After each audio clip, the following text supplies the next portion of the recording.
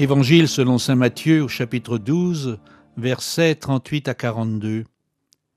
Alors quelques scribes et pharisiens lui dirent : « Maître, nous voudrions voir un signe de toi. » Jésus leur répondit : « Génération mauvaise et adultère qui demande un signe, il ne lui sera pas donné d'autre signe que celui du prophète Jonas.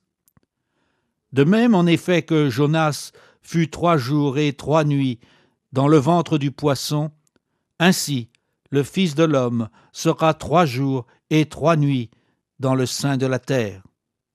Lors du jugement, les Ninivites se lèveront avec cette génération et la condamneront, car ils se sont convertis à la prédication de Jonas.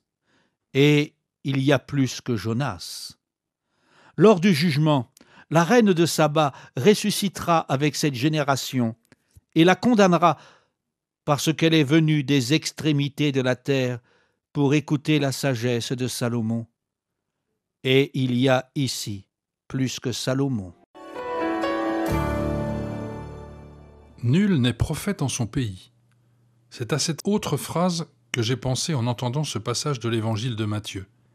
Jésus repense à ses compatriotes de Nazareth, mais plus généralement au peuple juif, son propre peuple, qui reste fermé au message d'amour et de miséricorde qu'il vient donner à tous les hommes. Et pourtant, malgré la générosité, certains n'ouvriront pas leur cœur. Et ce sont des étrangers, païens, qui accueilleront le message avec joie. Pensons à la Cananéenne, dont Jésus dira qu'elle avait une grande foi, ou bien au centurion romain, ou au lépreux samaritain, qui sera le seul à venir remercier pour sa guérison.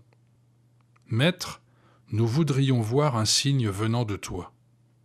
Les scribes disent en réalité à Jésus : nous savons d'où tu viens, tu es le fils d'un charpentier, et tu voudrais nous faire la leçon.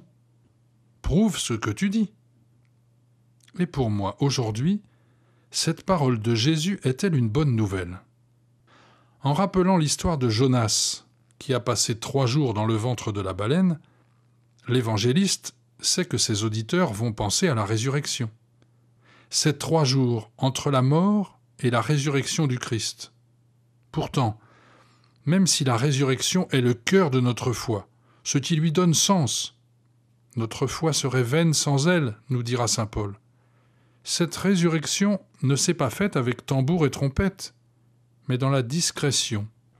Et c'est par des rencontres personnelles, avec Marie-Madeleine ou les apôtres, que Jésus s'est fait reconnaître.